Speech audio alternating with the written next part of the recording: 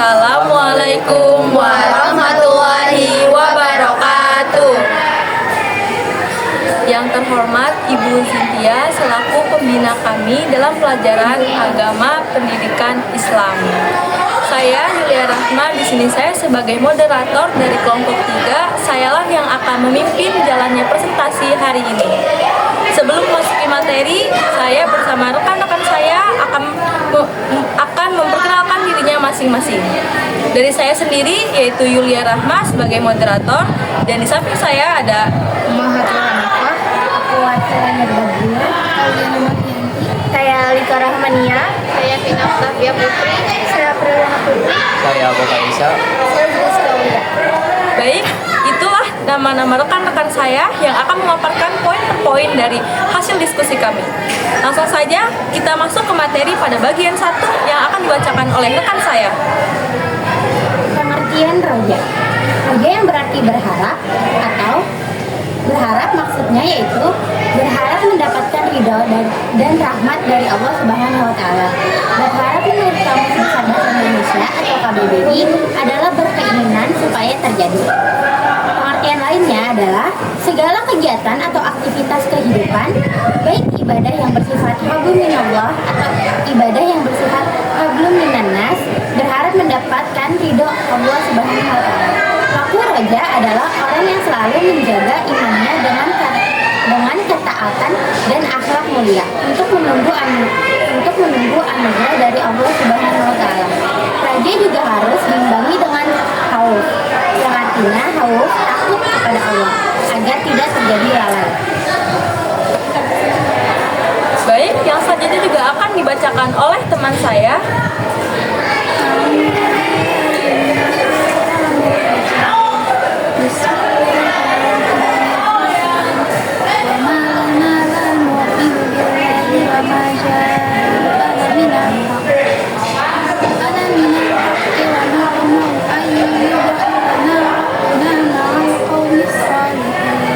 Yang berarti, mengapa kami tidak beriman kepada Allah dan kebenaran yang telah datang kepada kami? Padahal kami sangat ingin agar Tuhan kami memasukkan kami bersama kaum yang sama. Al-Maidah ayat 24. Baik, selanjutnya juga akan dibacakan oleh rekan saya. Saya akan membacakan dari hadis tentang roja. Abi Hurairah radhiyallahu anhu qala Rasulullah sallallahu alaihi wasallam law ya'lamul mu'minina ma indallahi an-nabah wa ma tami'a bi jannatihi ahad walau ya'lamul kafiruna ma indallahi min ar-rahmah ma qanata min jannatihi ahad. Hadis riwayat Muslim nomor 2755 yang artinya dari Abu Hurairah radhiyallahu anhu, Rasulullah shallallahu alaihi wasallam bersabda, seandainya seorang mukmin mengetahui siksa Allah, niscaya tidak ada seorang pun yang berharap kepada surganya, dan seandainya orang kafir mengetahui rahmat Allah, niscaya tidak ada seorang pun yang putus asa dari rahmatnya.